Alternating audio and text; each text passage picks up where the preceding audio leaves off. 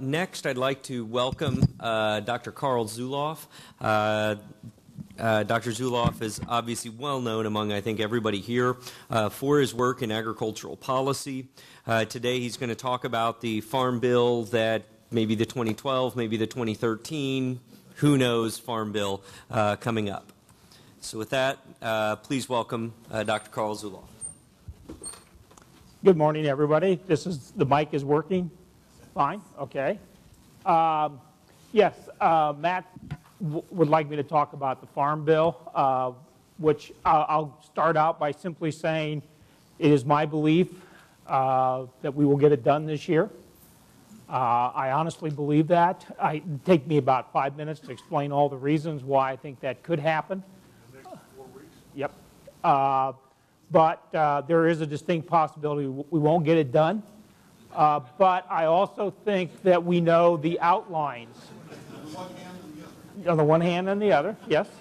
But I mean, if you read the stuff, I'm one of the few people who think we will get it done. I just want to make that. Let me start with a series of disclaimers. Okay. I own farmland.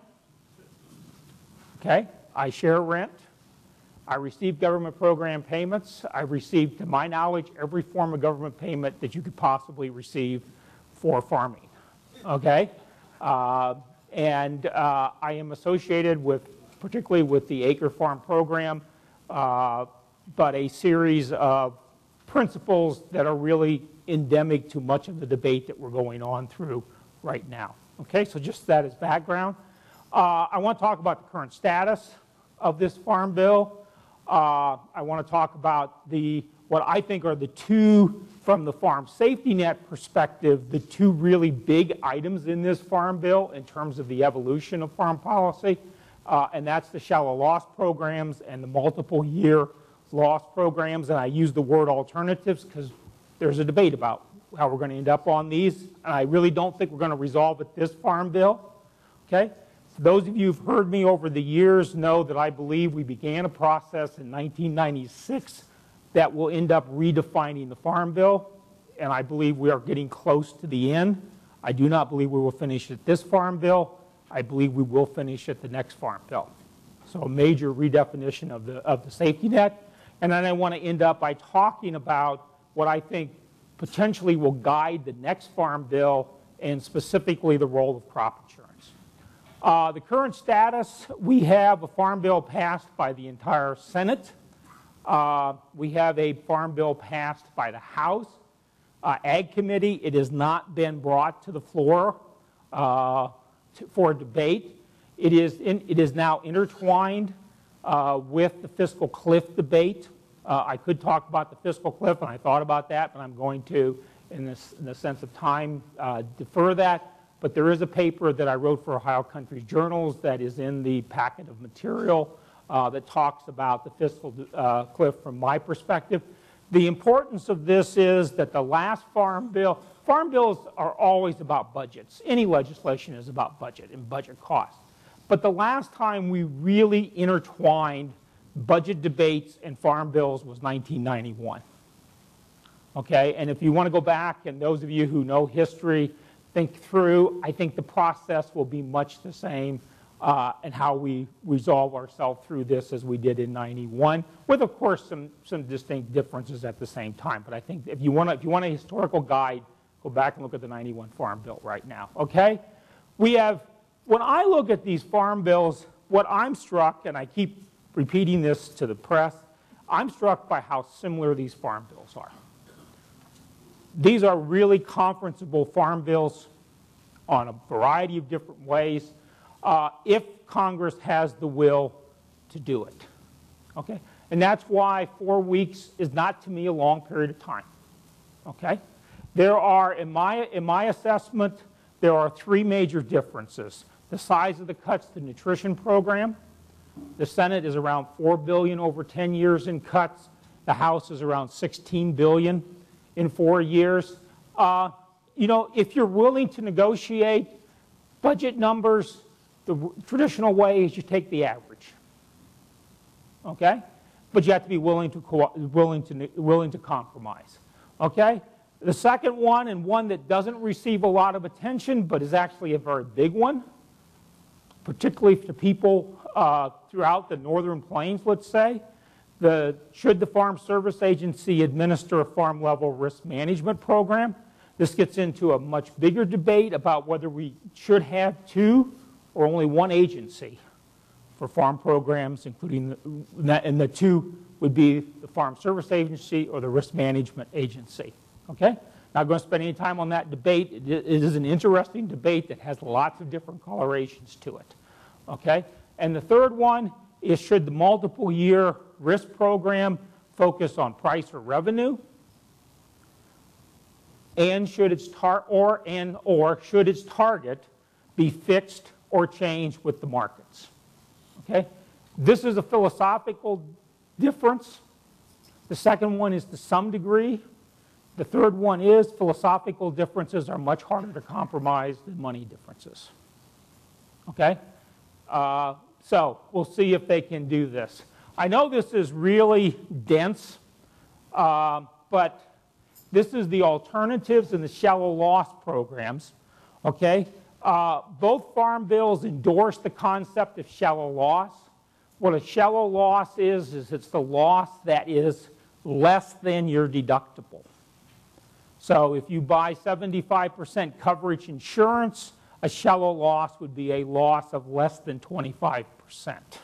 Okay? And I apologize, I go back and forth between coverage and loss and don't always make myself clear, and hopefully I will do that. Okay?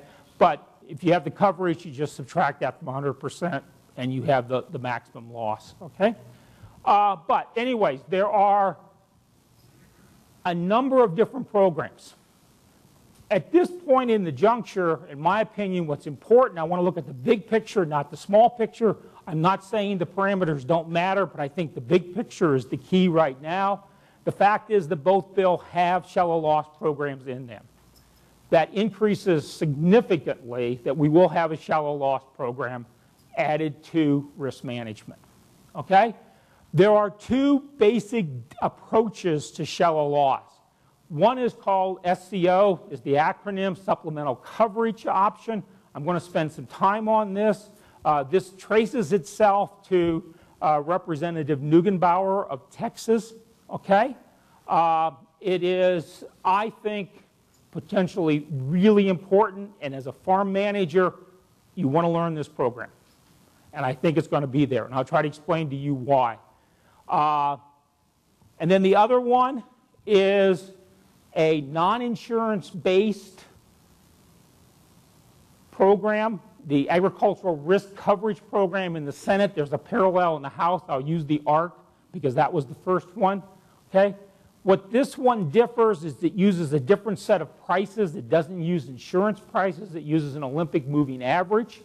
In a sense, this is the next generation of the acre program, if you want to think of it from an evolutionary standpoint.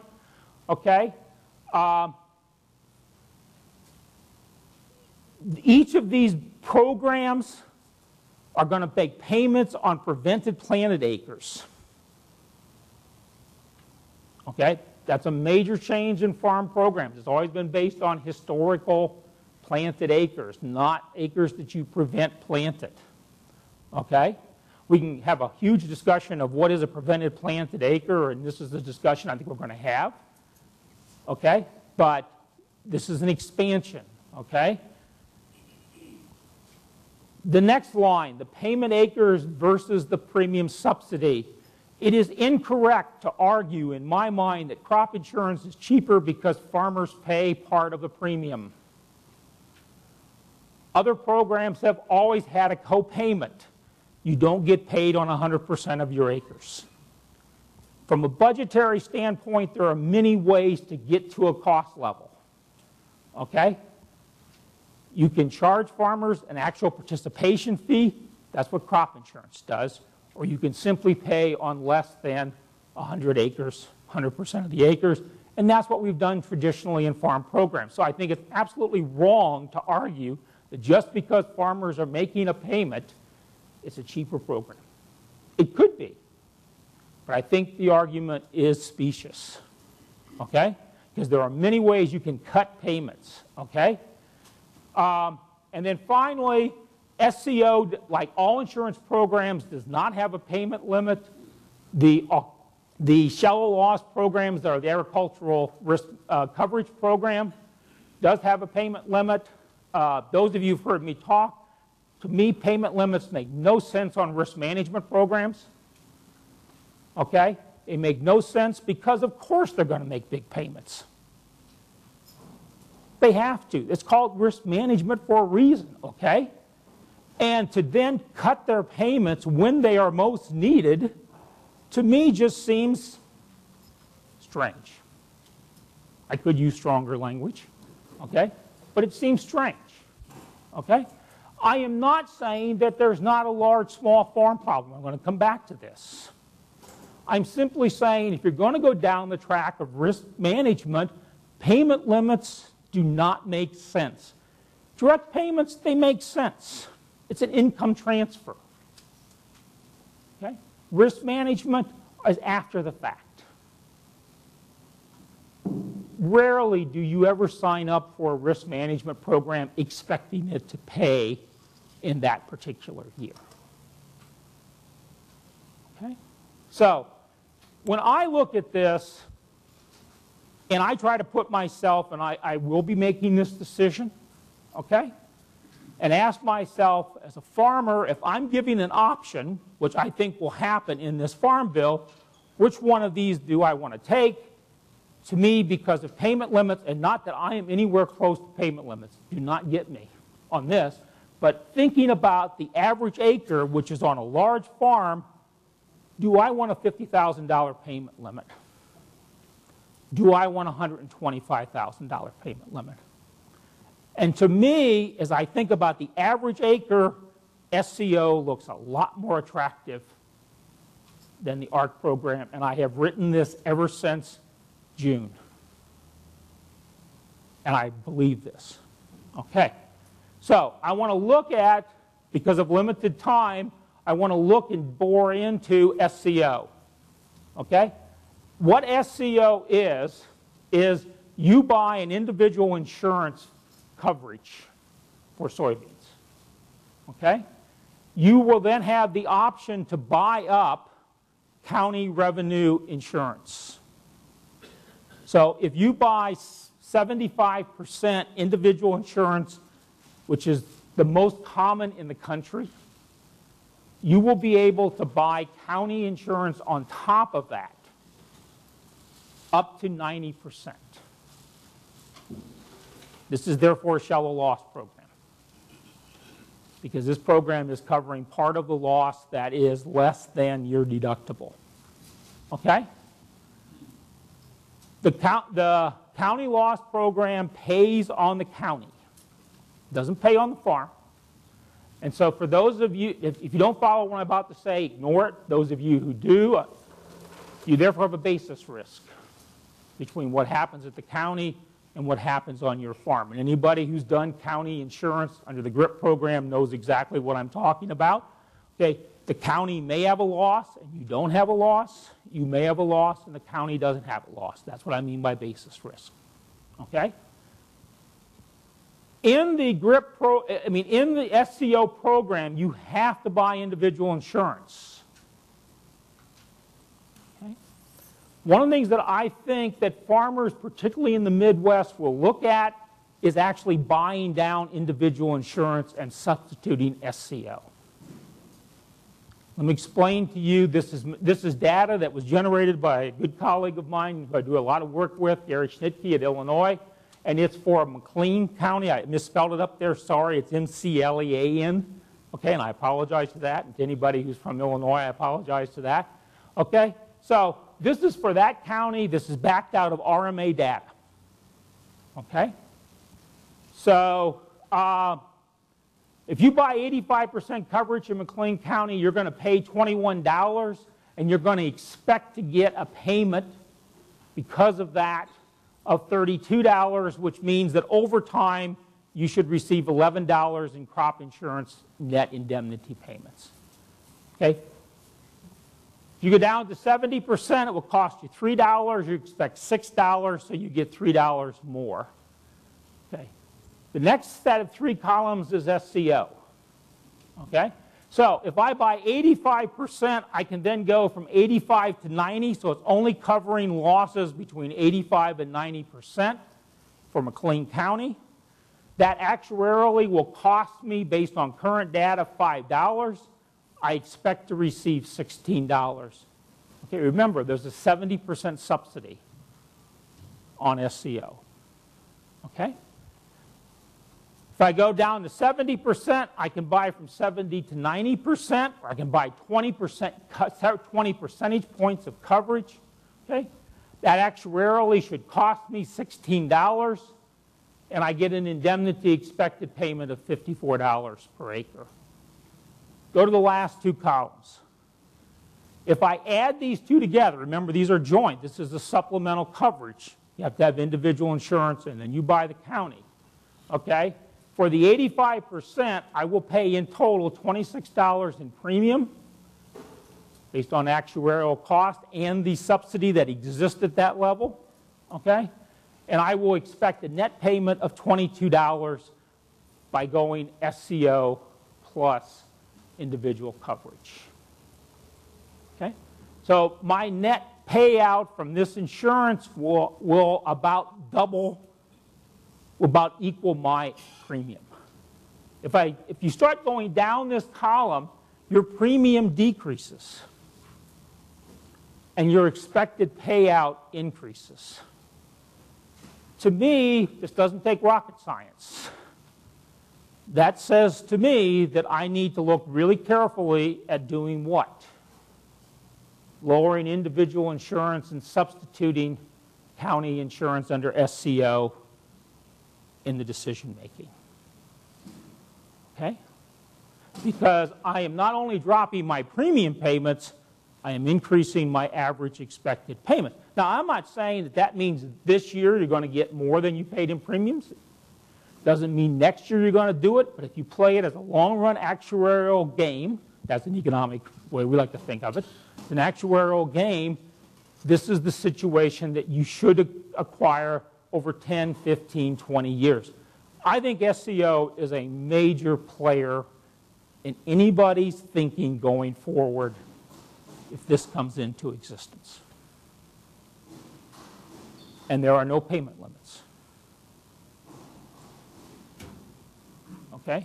It does not take you very long even to get to $125,000 if you have anywhere close to a year like this year. Okay? Any questions? I think this is a big point. Okay? Yeah, Carl? How does it play out if your county average is 120 and your farm average is 185? If you have a big there are lots of nuances, Carl. And that's all I can say. It would take me an hour to an hour and a half to discuss all the nuances, okay? It does change it, but remember that this is also percentages. So it's how you move relative to the county. It's not necessarily the level, okay? But the level does matter. I won't deny that, okay? But I wouldn't overplay the level difference in this type of an environment. Okay, yes. Howard? What's the budget exposure? SCO, this is my understanding, SCO has been scored relatively low by CBO, so it has a low budget cost. Okay? I personally think that the cost will be much greater because I think as people think through the program, they will see the advantages and the cost will go up consequently. Okay? New programs always have difficulty getting large participation because they're new. People will tend to go with what existing programs are and ignore. I'm not saying CBO has scored it wrong. Okay? I'm simply saying that I think participation will be greater than what CBO has scored. Okay? But it does not carry a big ticket cost right now. Okay? Any other questions about this? Okay. Then the other big debate is over multiple year risk. I know this is really hard, particularly for people under the age of 30 to understand, but farming does have income declines. Okay? And I'm really serious. When I talk to students who've not experienced this, as you would expect, this is not a knock, they just don't have an experiential base. Okay? And so they don't see the need for multiple year risk. Most of us in this room will remember the 70s, or at least have people who remembered the 70s and imbued us with the 70s, and will know that multiple year risks, in fact, do happen. So there's this big debate about multiple year risk. Again, this would take a long time to go through all the nuances, but a large part of the debate is over price versus revenue. Should it be a price-based program, which it historically has been, or should it be a revenue-based program? Okay? And the second one is whether the target should move or should be fixed. The Senate has opted for revenue and a target that moves. The House has opted for a fixed target that's price. So you can't get much different than they've chosen, if you think of a 2x2 box, they've chosen the corner that there's no overlap on. Okay? And that's why I think this is going to be difficult to compromise. You're really talking about philosophical differences. Okay. Why do you say the House is chosen when there's an option there? Isn't there in the House bill? If you look at the options, it would appear, this is me speaking, and I could be wrong, that most people would choose the price option for a whole series of different reasons, including the fact, Alan, that it is the default option. Okay? And we all know that default options have a tendency to become the option unless you feel very strongly that the default option doesn't apply to you, because transaction costs are zero. Okay? But you are right. I mean, there is an optional choice. I just think the way it is structured, most farmers will default to the price setup. Okay? They do retain the marketing loan program. They don't change the loan rates. Okay? They have a target price program. They have changed target prices, and they have changed the target price program. And Alan, this will partly answer your questions. If the House bill comes into existence, you will be allowed to update your acreage base to 2008, 2012, or 2009, 2012. I forget where the period of time is, but a major updating of acreage. Okay? That's a big incentive, Alan, to pick the price program. Okay? If you compare the 5-year moving average, which is what the ARC program is using, versus the target prices, they have jacked the target prices up quite a bit. For example, corn is now $3.70. Okay? But the real key to me is looking at the Olympic average price versus the target price the last 5 years. And what you see is a really big difference between the Midwest and the South. Okay? Corn, the last 5 years, and this is throwing out 2012, $5.15 is the average price. The target price in the House bill is $3.70. Okay?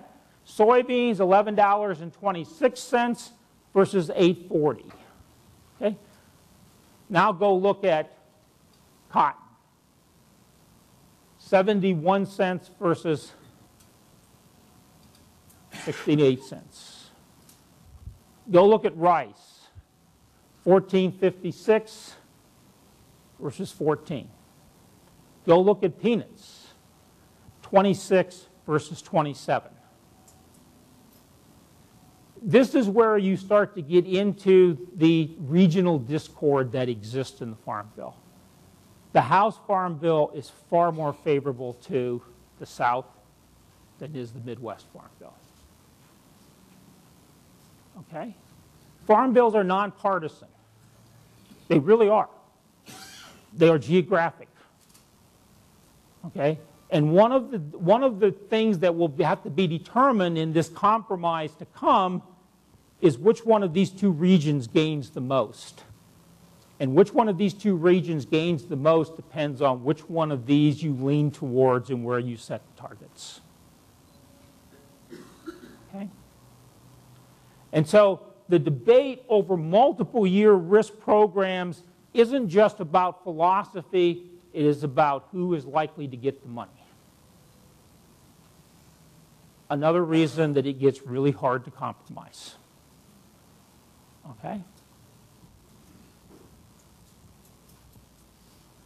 I want to talk now about the future, and I want to start by trying to convince you of something.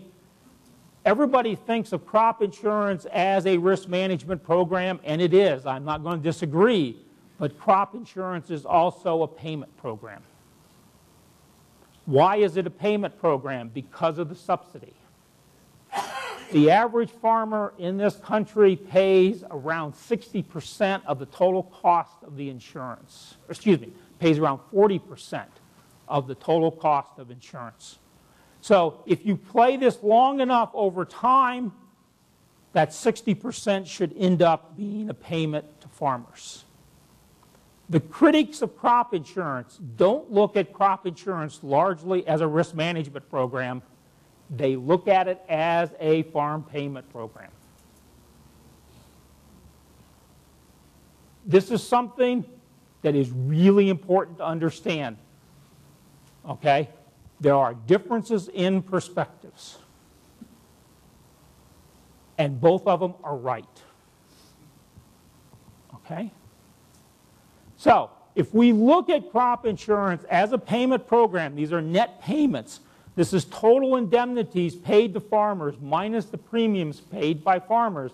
Looking over the last 20-odd years, we have went from about $500 million a year in net payments to farmers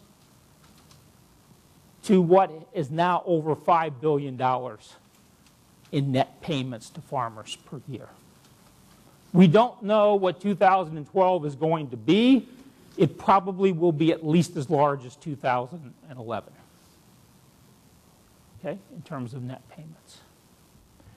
Crop insurance is now a bigger program than direct payments on a payment basis.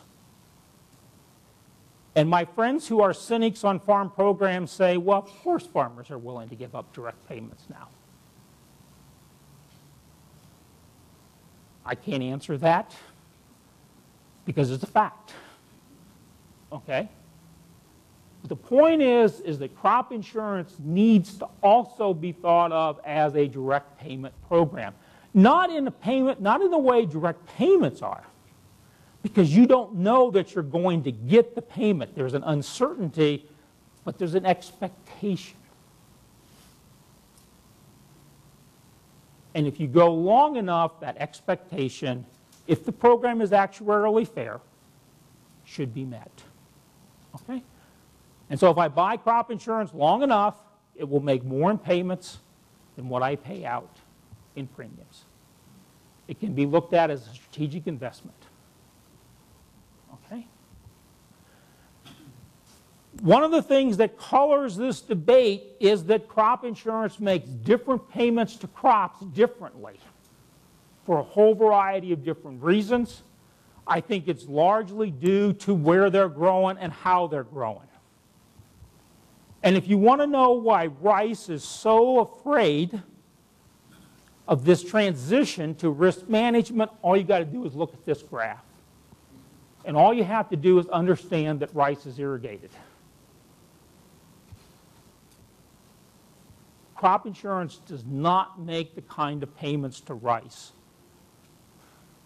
because of the type of production practices used. Okay? And this is one of the reasons, not the only reason, but this is one of the reasons, if you really want to understand this debate, you have to understand this graph, that payments by crop insurance vary by crop. They vary by region, they vary by state, and this isn't a one-year thing. This is averaged. Okay, this is from 2001 to 2011. Okay, I like the bottom graph. Some people like the top graph, which is the dollar payment per acre. The bottom graph is as a percent of gross revenue because gross revenue varies per acre across crops. Okay, and if you look at the bottom one, sorghum, 7.6% net insurance payments relative to gross income per acre. Gross revenue. And rice, 1%. Everybody else kind of streams down from there. Okay? So if you look at crop insurance as the crop payment program, not a risk management program, this movement to crop insurance as the foundation farm program changes who receives the payments and changes it a lot. Because remember, rice has the highest direct payment per acre, $96.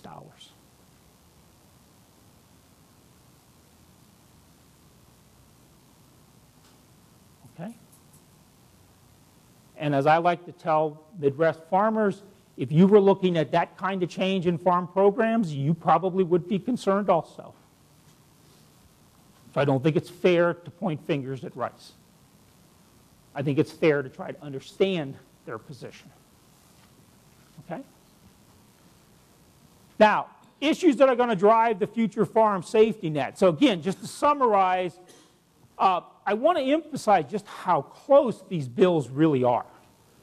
I've spent the time talking about differences, but 90% of these bills are the same, and 90% of these bills are pretty close to what, at least my understanding of, what was the bill that was there for the super committee, if you remember that discussion. So it seems to me we've got broad agreement whether we get the farm bill done or not. One of the things that you would conclude that if we don't get it done this year, when we do get it done, it will probably look a little bit like what we got right now because of the breadth of the agreement. Okay? I really do believe SCO is a big, big program. It is a big change at the farm management level and at the programmatic level. And I can't go into all the detail at the programmatic level why it is such a big change. Okay, but anyways, we have decided as a country that insurance will be the core farm safety net program. I think this decision is done. Okay? It's as close to being done as you can say anything is done in policy. Okay? And I'm really being serious about that.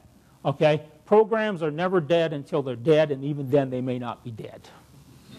Okay? They have a wonderful way of resurrecting themselves in new ways. But it does appear we are in historic change from income transfers to risk management as the core notion behind farm programs. Okay, but we are still trying to search for what the companion multiple-year risk management program is. I don't see us resolving this, which is one of the reasons we will be given a choice, I think, to farmers.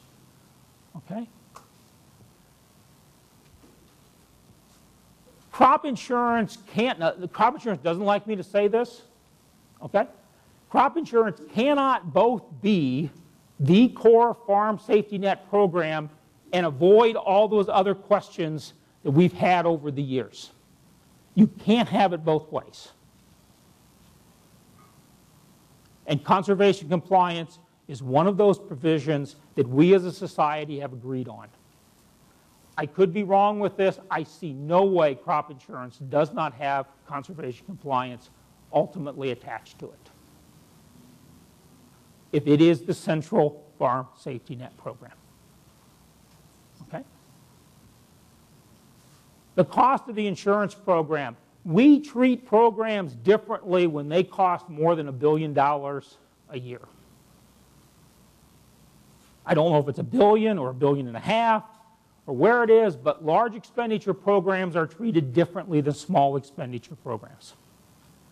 And large expenditure programs now have to address a question of what are you doing for society, not just for the people being benefited. This is going to be a major change in the discussion over crop insurance. It no longer will be principally about how do we help farmers manage risk, but what is society gaining from helping farmers manage risk? And if you don't answer that question, you will ultimately face budget cuts. Okay? It is not a small cost program, and that changes the questions. Okay? There is this whole issue of risk compensation. I could spend a lot of time on this. I find this totally fascinating. This is the notion that when you reduce your risk in one way, you may increase your risk in another way. You compensate for a reduction. I think there are lots of ways that farmers, in fact, may be compensating for the risk that is being reduced by crop insurance. This is a discussion for research. They may be bringing more risky land into production. Therefore, they're increasing their risk and they're offsetting the decrease in crop insurance. They may be increasing forward contracting, which puts you at risk in a year like this if you don't have the crop to meet the forward contracting. You may be using more risky production practices. Okay? And you may be, and I think this is the 800-pound gorilla, it may be showing up in higher land prices, including crop rental rates. What I am really asking is a very profound question in my mind. When you take into account the offsetting impacts of crop insurance, are farmers really better off? That's a question. That's not a statement. And I think this is where a lot of research is going to head in the next 5 years. What is the net benefit to farmers of insurance, given that we know that risk compensation happens? This is well documented in the risk literature. People risk compensate. Okay? And finally, and I think this is from a public policy perspective a big one, does insurance cause farmers to get larger? And if it does, how do we prevent that from happening? Does insurance, the existence of insurance, cause farmers to increase the acreage on their farms, to get bigger? We as a society have a public policy. The public policy should largely be at least size neutral, if not beneficial to smaller farms. You can't go to meetings and not have farmers say to you after the meeting, privately on the side, so-and-so is increasing the size of their operation because of crop insurance. I don't know if Matt has that happen, but I have that happen almost every meeting I do. I think it's a question. I want to make it very clear, I'm not making a statement here. I am raising a question. I think these are the questions that are going to drive where the safety net goes from here. Okay.